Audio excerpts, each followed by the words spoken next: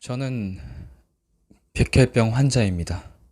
그리고 언제 죽을지 모르는 시한부 인생을 살고 있습니다. 무균실이었습니다. 이식을 받기 위해서 마지막으로 항암 치료를 받았는데 제 세포를 모두 죽이는 항암제를 맞았어요. 그 무균실에서 항암제를 맞은 상태로 바닥입니다. 수치가 바닥에 빵이에요. 그때 당시에 공여자의 조혈모 세포를 받고서 1인실에 들어가 있습니다. 거기는 되게 답답한 공간이에요. 사실 백혈병이란 건 면역력에 되게 민감한 편이거든요. 그래서 외부에 안 좋은 유해 물질이 들어가면 절대 안 되기 때문에 칸막이도 쳐져 있고 쬐끄만한 공간 안에서 저는 지냅니다. 열과의 사투 40도에 육박하는 열이 한 2주가량 들끓었던 적도 있고, 그 정도 되면은 이제 타이레놀, 여러분이 열 났을 때 먹는 타이레놀이 듣지가 않아요. 한 개를 먹으면 원래는 열이 내려가 있는데 두 개를 먹어도 내려가지 않고, 이식을 받고 그 새로운 에너지가 형성되는 그 기간에 아무튼 정말 전쟁터입니다. 그렇게 열이 40도로 끌어올리면 온몸이 용암이 된 것 같아요. 펄펄 끌어올라서 잠에 들 수가 없습니다. 그러면 새벽 1~2시가 되면은 그 옆에는 세면대가 있고 샤워 시설도 같이 있어요. 뜨겁다 보니까 새벽 1~2시에 잠을 이루지 못하고 거기 가서 찬물을 틀어서 제 몸을 씻는 거예요. 계속 씻고 하염없이 씻으면 좀 나아지는 듯하고, 하지만 잠에 들기는 쉽지 않죠. 그렇게 하루를 버티고 이틀이 버티고, 사실 기억이 잘 나지는 않습니다. 그래도 최소 한 달 가까이 있었던 것 같은데요. 왜냐면 수치가 다시 어느 정도 올라가서 바깥 외부의 그런 면역력, 유해 물질에도 면역력이 잘 버틸 수 있을 때까지는 나올 수가 없어요. 그것도 언제 올라올지 안 올지도 모르고 어려운 상황에서 저는 버텨야 됐습니다. 저희 어머니께서 옆에 계셨고요. 계속 힘을 주셨습니다. 저에게 되게 큰 힘을 주셨던 건 저희 어머니가 맞습니다. 옆에서 지켜봐 주시고 정말 그 힘든 상황 속에서 제 옆을 항상 지켜주셨어요. 지금도 약간 울컥하는데 저한테 평생 숙제가 아닐까. 더 감사하고 살아야겠죠. 사실은 정신적으로 너무 많이 힘들었었어요. 정말 오랫동안 치료를 받았거든요. 어느 날은 뛰쳐나가고 싶은 거예요. 제 병실의 옆에는 이렇게 동그랗게 된 창문이 있는데 밖을 보면 햇살도 따뜻해 보이고 밖이 너무 좋아 보이는 거예요. 우리 뛰쳐나가서 밖으로 가서 소리 지르고 싶고 나 살았어요 막 이렇게 얘기하고 싶은데 그렇게 나가면 죽는 거잖아요. 그런 고통이 너무 힘들었었죠. 그렇게 저는 버티고 그 힘든 순간에 이겨냅니다. 기적 같게도 그런 힘든 상황을 살아남을 확률이 정말 희박한 염색체 이상이 있었거든요. 필라델피아 염색체라고. 예후도 정말 안 좋았는데 기적같이 이겨내고 1인실에 나와서 다시 여러 사람들과 같이 있을 수 있는 공간에 들어가고, 정말 많은 힘든 일들이 있었지만 어쨌든 간에 이겨냈죠. 사실 저는 백혈병 환자였습니다. 고등학교 3학년 때. 그리고 정말 그때는 오늘 내일 살아날 확률이 적은 상황 속에서 버텨낸 적이 있습니다. 백혈병 중에서도 급성 림프구성 백혈병이라는 병명으로 진단을 받았었습니다. 예후가 안 좋은 필라델피아 염색체라는 염색체가 있어서 치료받기가 쉽지 않았고, 항암 치료로 끝나는 게 아니라 조혈모 세포 이식을 꼭 받아야 되는 상황이었습니다. 이 버티고 온 채널에서는 제가 치열하게 삶을 살기 위해서 버텨온 이야기, 어떠한 상황 속에서 예를 들어 몸이 아플 때라든지 정신적으로 힘들 때 어떻게 버텼는지를 이야기할 것이고요. 또 하나는 혹시 존버라고 아세요? 이제 사회 자체가 힘들다 보니까 그렇게 버티는 형태로 그런 신조어가 나타났습니다. 저는 그런 사람들을 직접 만나서 존버했을 때 어떻게 성장했고, 그로 인해서 어떻게 나아졌고, 그리고 어떤 걸 얻을 수 있었는지에 대해서 좀 사람들을 만나면서 인터뷰를 해볼 예정입니다. 재밌지 않을까요? 끔찍했던 백혈병에 걸렸을 때의 상황을 조금 말씀을 드리자면, 딱 죽기 전에 고통만큼 느낄 수 있다고 하는데, 저는 그런 맥락으로 정말 다양한 고통을 겪었던 것 같아요. 보통 한 5개, 6개 정도 되는 그런 링겔 같은 걸 꽂고 있었고요. 잠을 못 잤던 적도 있어요. 심리적으로 불안하고 너무 예민해서 잠이 안 오는 거예요. 하루가 지나고 이틀이 지나고 3일이 지나고 계속 지속되는데, 이런 생각을 해본 적이 있으세요 혹시? 나는 잠을 자는 법을 잃어버렸다. 눈을 감고 있는데도 정신이 멀쩡하고 잠에 들 수가 없는 거예요. 너무 심각하게 고민을 하고 피곤한 상황이고 정말 힘든 상황인데 잠을 못 자니까 더 고통스러웠죠. 이제 상담을 받고 약을 먹었던 적이 있습니다. 또 어떻게 보면은 백혈병이란 게 되게 중증 환자들이 많다 보니까 병실을 한 6인실 처음에 같이 쓸 때 편하게 얘기하던 형이 옆에 있었어요. 며칠이 지나고 얼굴이 보이지가 않는 거예요. 알고 봤더니 그 사람은 이제 하늘나라로 올라간 거죠. 그런 경우도 비일비재했고요. 이게 다양한 고통들을 많이 느꼈던 것 같아요. 사실 버틴다는 게 좀 일단 낙천적인 성격, 뭐든 긍정적으로 생각해서 입원하고 한 달까지는 그런 생각을 했어요. 아, 내가 그동안 너무 힘들었으니까 좀 쉬자. 뭐 한 달 정도 쉬고, 그때 제가 아팠던 시기가 고3이었거든요. 고3 때 쉬고서 다시 입시 준비하고 내 원래 꿈처럼 가수가 돼보자. 되게 좋고 행복한 순간인 줄 알았는데 정말 아쉽게도 그렇게 이루어지지 않았고, 저는 사실 아직도 그렇지만 제대로 사랑을 해본 적이 없습니다. 이대로 삶을 마감한 것 자체가 좀 억울했고 좀 그렇잖아요. 묘비명에 거기에 이런 글귀가 써 있는 거예요. 제 이름이 권혁탁이면 권혁탁 19 꽃다운 나이로 연애고자로 죽다. 너무 슬픈 거예요. 왜 제대로 된 사랑도 한번 못 해보고 이렇게 죽을까라는 생각이 드니까 일단 버티자. 내가 행여 무슨 일이 생기더라도 연애는 한번 해보고 사랑은 한번 제대로 해보고 그때 생각을 하자. 이런 생각으로 해서 버텼습니다.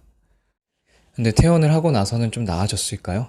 버티고 인생은 어떻게 보면 가장 힘겹게 버텼던 건 퇴원을 하고 나서였는데요. 제 얼굴에는 사실 주홍 글씨 같은 흉터들이 많이 남아 있습니다. 그리고 제 예전 모습과 지금은 현재는 좀 많이 다른데요. 그게 바로 저의 가장 힘든 아킬레스건 부분이었습니다. 퇴원을 해서 뭔가 새롭게 살아가고 도전하고 나아질 것 같고 이제 행복할 수 있겠구나 생각을 했었는데 퇴원을 하고 더 힘들었던 이유는 과거의 제가 보이지가 않았어요. 과거의 권혁탁은 어떻게 생겼었고 어떤 삶을 살았는지 그리고 어떠한 건강 상태였는지 기억을 할 수가 없는 거예요. 얼굴에 흉터가 많이 생겼어요. 이제 여기서 좀 전문 용어를 말씀드리면은 이식편대 숙주 반응이라고 있어요. 이식편대 숙주 반응이란 거는 제 공여자 이식을 받았는데 그 공여자의 피와 제 몸이 거부 반응을 일으키면서 싸우게 됩니다. 장기를 공격할 수도 있고요. 저 같은 경우는 피부, 손톱, 발톱, 피부 온몸에 허물 벗듯이 벗겨졌는데 경험이 없으니까 그냥 그 피부 얼굴을 녹아내리는 걸 뜯었어요. 어떻게 됐을까요? 네, 맞습니다. 그 자리에 흉터가 생겼죠. 하루아침에 제 얼굴은 피부가 흘러내리고 껍질이 벗겨지고 힘들었어요. 퇴원을 해서 면역력도 안 좋았고 아직 낮은 상태였고 그래서 좀 힐링 중요하잖아요. 밖에 거닐는 거예요. 그냥 집 동네를 이제 거닐다가 걸어가고 있고 오후 한 2-3시였던 것 같아요. 사실 마스크를 써야 되는데 너무 답답하니까 그때 기억이 잘 안 나지 벗었는지 혹은 안 쓰고 왔는지 모르겠지만 동네를 거니다가 어머니와 한 초등학생이 같이 걸어가는 걸 보게 됐습니다. 스쳐 지나가는데 제 뒤통수에 대고 엄마 저 형은 괴물 같아. 네, 그 순간 저는 어떤 생각이 들었냐면 좀 마음이 무너져 내렸어요. 물론 제가 알고는 있었죠. 막상 또 그렇게 제 귀에 대고 듣게 되니까 내가 도대체 어떻게 살아야 되지? 라는 생각과 함께 정말 힘든 시기가 더 왔습니다. 정말 치명적인 시기. 그때 처음엔 절망을 했었고 많이 슬펐습니다. 당황을 많이 했어요.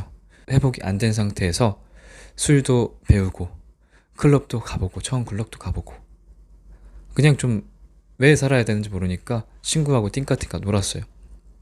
그렇게 시간이 흐르면서 근데 문득 이런 생각이 들더라고요.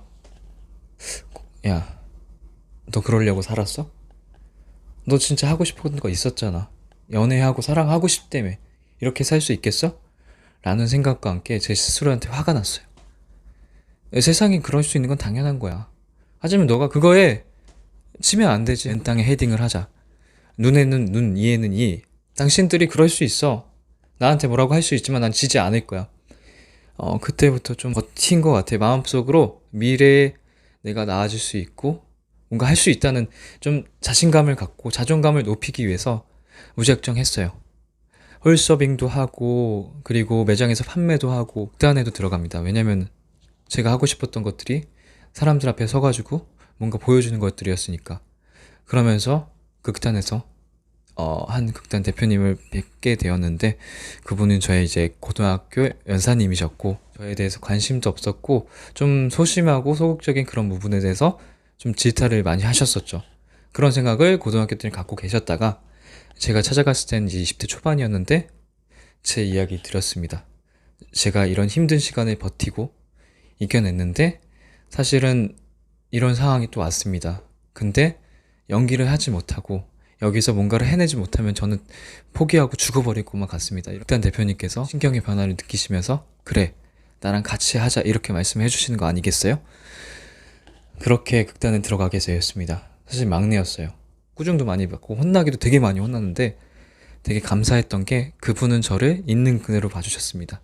권역탁이란 존재에 대해서 환자 권역탁이 아니고 아픈 권역탁, 괴물 권역탁 그런 게 아니라 저를 사람 그대로 인정해 주셨고, 제 마음은 사람으로 인해서 상처를 받았는데 사람으로 인해서 치유가 된 느낌이 들었어요.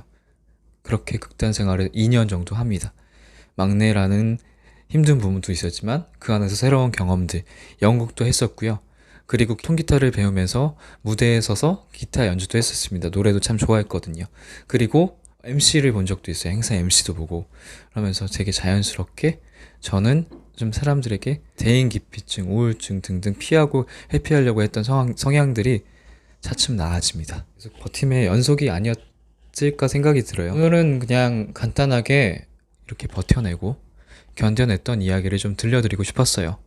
저는 그렇게 생각합니다. 지금에 와서 십몇 년 흐른 뒤에는 처음에는 사실 버티는 것들 너무 쉽지 않았습니다. 왜 버텨야 되는지도 몰랐고 심리적으로도 되게 힘들었었어요. 왜 나만 이럴까? 나한테 이런 시련을 주셨을까? 고난을 주셨을까? 정말 힘든 순간이 많았지만 이제 와서는 그 고난들과 시련들이 나에게는 무기가 되고 스토리가 되고 힘이 되고, 남들이 못한 그 경험을 통해서 이렇게 이야기를 할 수 있고, 유튜브 지금 영상을 찍으면서도 많은 두려움이 있지만 그거에 대한 담대함도 같이 생기지 않았을까 생각이 들고요. 제가 이 영상을 찍는 이유는 세상이 많이 쉽지는 않아요. 삶이 녹록지 않습니다. 몸이 정말 아플 수도 있고요. 극단적으로 표현하자면 암 환자일 수도 있어요. 심리적으로 내가 우울증을 겪고 있거나 심리적으로 힘들고 살아가는 게 너무 힘들다는 거, 그게 되게 자연스러운 현상인 것 같고, 저 같은 사람도 뭔가 좀 어설프지만 그럼에도 불구하고 그 긴 시간 동안에 버티고 또 이겨내려고 노력하고 존버를 하다 보니까 이렇게 살아있고 그 안에서 또 뭔가를 얻어가고 있고 행복을 쟁취할 수 있고 세상은 아직 살만하구나, 이런 걸 느낄 수 있다면 저는 되게 좋을 것 같아요. 그리고 또한 그 힘듦을 버텨낼 수 있는 여러분의 버팀목이 되고 싶습니다. 여러분도 잘 버텨왔습니다. 그리고 버텨내면은 분명히 버티고 어딘가로 다시 쭉 나아갈 수 있다.